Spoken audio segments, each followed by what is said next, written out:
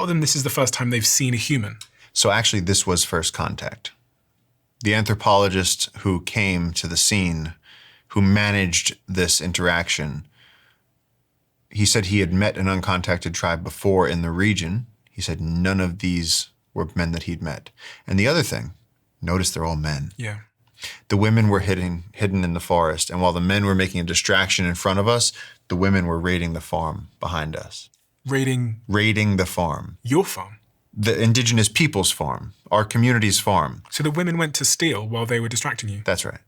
I mean, this was an incredible encounter, but let me explain. The prevailing emotion during this entire thing was fear on both sides. They were scared, we were scared. And how do you know the women were stealing from your farm? Because after this was all over and we went to the farm, everything had been pulled up. All the yucca, all the plantains, all the sugar cane, the entire farm was ruined.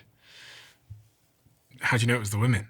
The women in the village told me it was the women. They went, oh, that was the women. Also, you see the smaller footprints. And they said, that one. They said, show us that one. And so I came forward. I stood at the edge of the river, which my heart was pounding.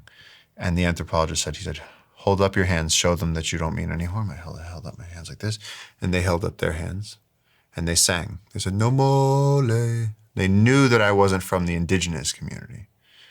And that was an incredible moment of, we couldn't communicate, but it was just sort of that basic, I acknowledge you.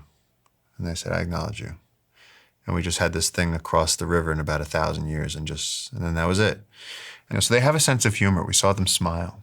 We exchanged a little bit of that with them as well. It was such a strange, literally unbelievable thing to see because, these literally are the last people on Earth that are still living in this way. We're a society, we have planes, trains, automobiles, iPhones, all of this technology.